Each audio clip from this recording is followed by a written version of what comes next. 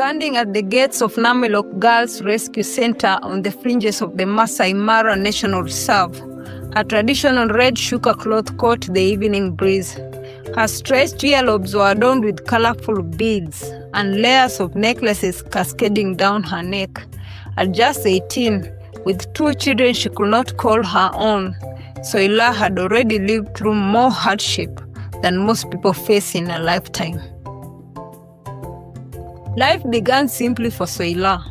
Her father Lenku, a prominent elder in Amayana village, had 5 wives and 38 children. Among them, Soila was her mother's only child, the quiet observer in a bustling household. She watched as her father ruled his household with authority, while her mother, though strong, had little voice in family decisions. From a young age, Soila was expected to help in the household and tend to the livestock. Education in Soila's village was rudimentary at best. 2 teachers, themselves school dropouts, taught under trees where cattle grazed freely. Every lesson was an exercise in resilience. With no walls to contain them, school was at the mercy of wandering cattle, sudden rainstorms, and village elders who believed education made girls rebellious. But Soila loved every stolen moment of learning. Their school's motto, "Wisdom to all," hung proudly on a tree. By day, the tree hosted the school. By night, it became home to Koila, the village madman. He mumbled to himself in the shadows, a man both feared and mocked by the children. No one imagined that one day he would re-enter Soila's life most unexpectedly. The children's towns echoed across the years. Oloilirwa, Koila, Oloilirwa, Koila, Koila the madman. It was during her cattle herding days that Soila's heart first fluttered with love. Each evening, a handsome young Olomorani warrior would wait for her in the grasslands.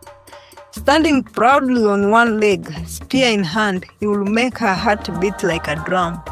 Their innocent meetings, filled with shy glances and gentle words, became the sweetest moments of her young life. "Look who's waiting by the acacia tree again," her friend Lanoi would say teasingly. "Shh, my mother will hear you even from here," Soila would warn shyly. One day, before dawn broke, while darkness still embraced the village, Soila's mother gently shook her awake. Without explanation, she led her daughter behind their mud-walled hut. There, she poured ice-cold night water over Soila's trembling body, paying particular attention to her most private areas. Despite Soila's protests, her mother commanded silence with a stern gesture. "Wash thoroughly. Today you become a woman," she said. Wrapped in nothing but a sheep's hide, Soila followed her mother through the sleeping village to a specially constructed hut in its farthest corner. Inside, she found her best friend Lanoi and 2 other girls who were sisters, all sitting in nervous silence. They watched as an unfamiliar elderly woman stood guard at the doorway, the traditional kata, feared and respected in equal measure. "What is happening?" Soila whispered, afraid. "The kata has come," Lanoi answered, whispering grimly. "Be brave, my friend. We all must face this day." "But why wasn't I asked first?" Soila asked. "Who told you we ever had a choice?" Lanoi answered. The waiting was torture. One by one, each girl was called outside. The first girl's return brought a chilling silence. No cries, no whimpers, just quiet submission as she lay down on a cowhide bedding. Then Lanoi's turn came. 20 minutes later, when she returned, Soila saw blood seeping onto the cowhide beneath her friend. Still, no sound escaped Lanoi's lips. When the younger sister's piercing scream cut through the morning air, Soila's courage crumbled, but there was no escape. Her mother dragged her outside with an iron grip, laying her down on a cowhide. Other women held her arms and legs as the circumciser approached with her crude knife. For days that felt like eternities, Soila lay in the special hut, her body covered with traditional healing medicines made from cow dung and milk fat. The pain was constant, but the emotional trauma cut deeper. Her friend Lanoi, in the bed beside her, suffered from deep depression, withdrawing into herself more each day. This was not just a physical healing, it was the death of their childhood dreams. At 13, still healing from her wounds, Soila learned of her fate. 2 cows had sealed her future, not as a typical bride, but as wife to an elderly barren woman named Semeian. The arrangement was unusual even by village standards. She would live in Semeian's compound, sharing her husband with 4 other wives, and bear children that would belong to Semeian, not herself. In marriage, Soila's problems began the moment she stepped into Suso village. Unlike other villages that had abandoned the old ways, the Maasai of Suso still upheld a cruel ritual meant to test a bride's endurance. There comes a thief. She will shame us by stealing milk from another woman's gourd. Why have you come here? Women shouted at Soila. Such was meant to break her, to prove how easily she could cry. Before she had even reached her compound, Semeian's co-wives and other women descended upon Soila. Their words will make anyone cry. Cry now. Look at her ugly teeth. You left your home. Now no one will help you, they taunted. Tears flowed freely down Soila's face, but the torment did not end. The women pressed on. Your husband has only 1 sickly cow. Hurry up. We are ready to brand you. Soila wailed. Her helplessness had no words. The louder she cried, the more the women pressed on. Let us see if she's greedy. Look at her navel. She's greedy. Stop crying now. Put the branding irons in the fire, someone shouted.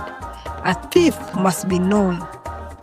Intimacy with a man nearly a century old brought new challenges. The encounters were devoid of tender feelings Soila had once dreamed of with her young Ulmurani. The elderly man would sit for hours on his 3-legged stool, smoking his pipe, watching life pass by while Soila worked hard, caring for the compound and its many children. Pregnancy at 14 tested Soila's young body to its limits.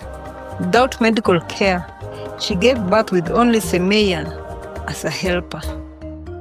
When her first baby came fit fast, Semeian pulled with all her might, resulting in the loss of the child and leaving Soila with devastating injuries.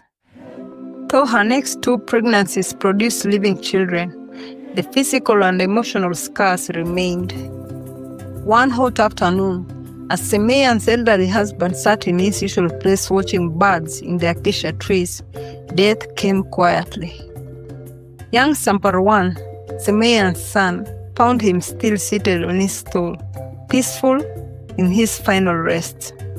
The compound fell into mourning, but for Soila, uncertainty about her future grew with each passing day.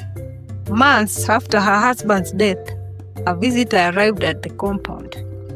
Although well-dressed, Soila recognized him instantly.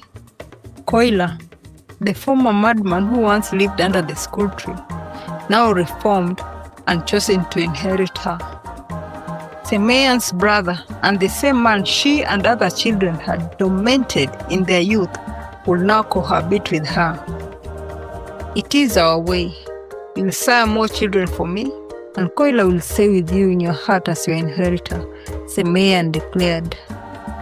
Soila stood abruptly and flew out the door, knocking down Koila as she headed to the vast savannah. Through the darkness, Soila ran and ran, with thorns piercing her feet. Behind her, she could hear Koila shouting to the Ilmoran. Catch her! Catch her! You must go after her. At sunrise, Soila found herself standing before the gates of Namilok Girls Rescue Center. Her feet were bleeding badly, her dress torn. At the rescue center, Soila discovered a world she had only dreamed of. Here women like her learned to read and write, to speak their minds and to heal their hearts. Though she missed her children deeply, she knew that by breaking free, she was creating a better future not just for herself, but for all the young girls in her village who might follow her path. But that was many moons ago. Her advocacy in her community led to her reconciliation with her family. The Maasai community had slowly started to accept change. She even got to see the children she left behind in Suswa village. A few months after her arrival, Soila sat nervously in the small office of the Namulok Girls Rescue Center, her heart pounding. Across from her, the Caucasian matron smiled warmly, a letter in her hands. "Soila," she began, her voice full of emotion, "you have been awarded a full scholarship to study in the United States." The words barely registered before Soila felt tears well up in her eyes. Trembling, she reached for the letter, her fingers tracing the embossed seal of New York State University. Overwhelmed with joy, disbelief, and gratitude, she looked up at the matron. I can't believe it," she whispered. "Believe it, child. You deserve this." The entire Maasai community gathered to bid farewell to their daughter.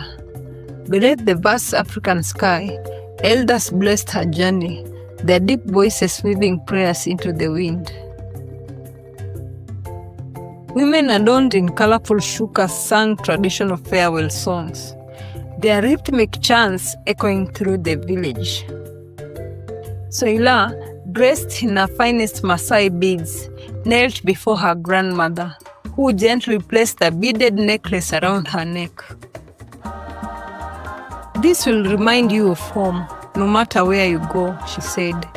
Soila hugged her tightly, the reality of her journey finally sinking in.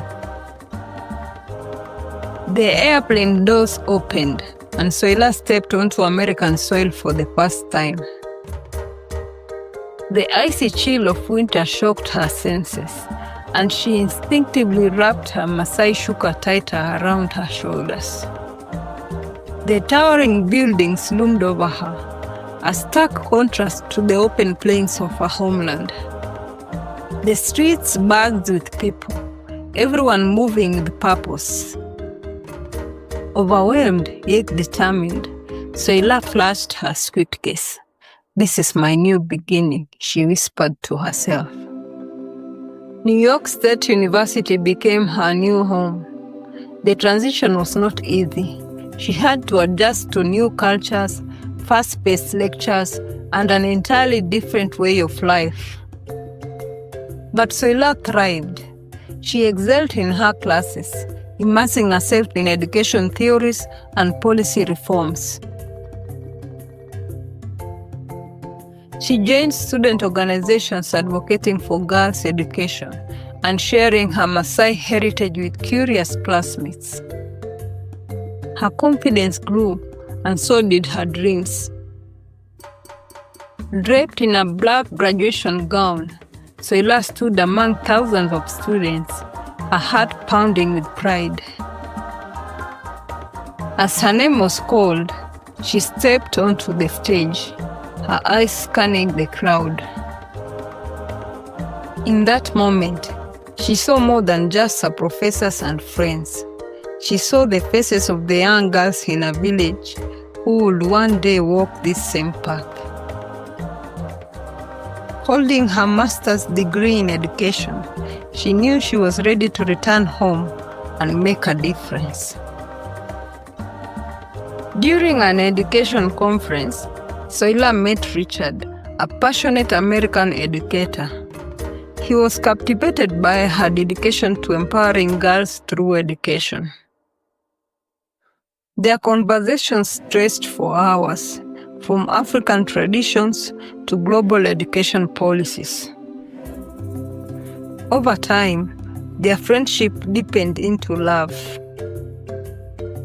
Richard admired her strength and wisdom, and Soila found in him a partner who respected and embraced her culture. Hand in hand, Soila and Richard stepped onto Kenyan soil. The village erupted in celebration, welcoming their daughter back home. Soila immediately set to work, collaborating with the local leaders to implement new educational programs for Maasai girls. Richard, ever supportive, joined her efforts, bridging knowledge from both worlds. The wedding was a breathtaking fusion of two worlds. In the traditional Maasai wedding, Soila, adorned in layers of intricate Maasai jewelry, stood proudly, as the elders, smeared with red ochre, happily drank honey beer, ate meat, and butter. The Ilmuran sang chants of honor, and cattle were exchanged as a symbol of the marriage bond. The ceremony was filled with joy, color, and centuries-old traditions. There was a white wedding too. In a flowing white gown, Soila walked down the aisle, her father by her side. Richard waited for her, his eyes filled with love and admiration. Under a floral arch, they exchanged vows, surrounded by family and friends from both cultures. Two worlds, two traditions, beautifully intertwined. And my story ends like that. Soila's journey teaches us that courage comes in many forms. Sometimes it's in running away from harm, sometimes in running toward hope. A story reminds us that while traditions can be beautiful, they should never cage the human spirit. Change begins with one person brave enough to say, "This stops with me." Jambo, friends of Africa, you've just witnessed a story of courage that needs to be shared. If these tales of triumph over tradition move you, join our growing family by subscribing to this channel. Ring that notification bell to journey with us across Africa, discovering more stories of courage, culture, and change. Share this video to spread awareness and be part of the change. Remember, every share, like, and comment helps amplify these important voices. Next week, we'll share another powerful tale of transformation. Share your thoughts below. What part of Soila's journey touched your heart the most? Remember this, a single bracelet does not jingle. Together, our voices can create change. For now, kwaheri na Mungu awabariki. Goodbye and God bless you.